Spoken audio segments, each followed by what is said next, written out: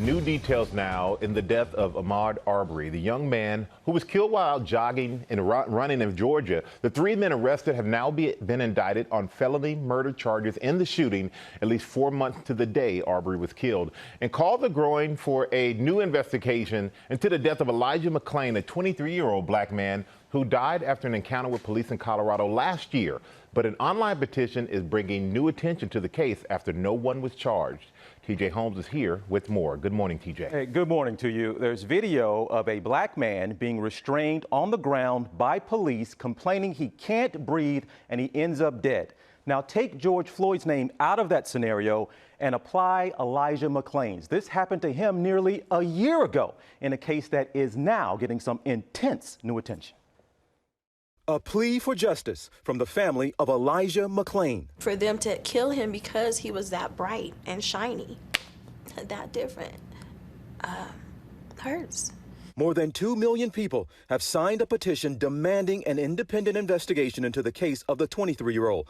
McClain's mother speaking to GMA overnight. And we can blame somebody else, we can blame ourselves, but Elijah is who we're all trying to get to be. McClain died after being in police custody nearly a year ago. His case now is being re-examined in the wake of other high-profile police killings. The fact that it has taken the death of a man across the country to finally cause Coloradans to stand up, to look into a death caused by its own officers back in August is atrocious. The family's attorney says McClain was walking home after buying iced tea from a corner store when this call about a suspicious person was made to the Aurora PD in Colorado. He puts his hands up. I don't know. He looks sketchy. He might be a good person or a bad person. 3 officers responded to the call. McClain is seen walking on the sidewalk when officers approach him. Stop. Stop. One officer is heard telling McClain to stop. Things escalate when McClain allegedly attempted to grab an officer's gun. The officers then subdue him to the ground and place him in a carotid control hold, a move that restricts blood flow to the brain. McClain begs for relief, even uttering those eerily too familiar words. I can't breathe.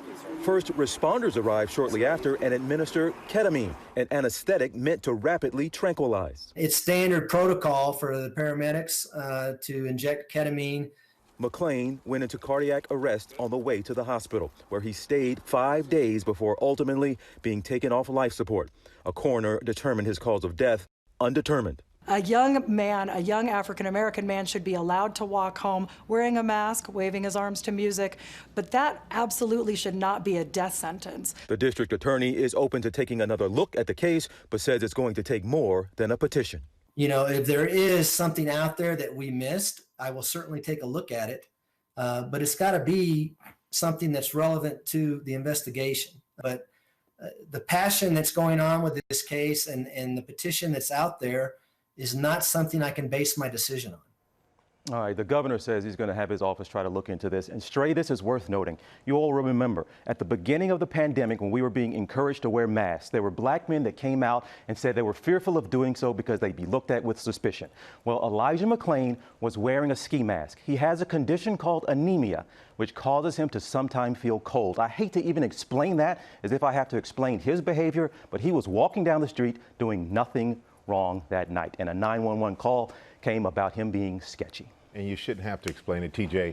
And there's a video from April that was just released of a man dying in police custody in Arizona. This is getting new attention as well. The police chief out there has offered his resignation, but yes, a 911 call about Carlos Ingram Lopez is his name.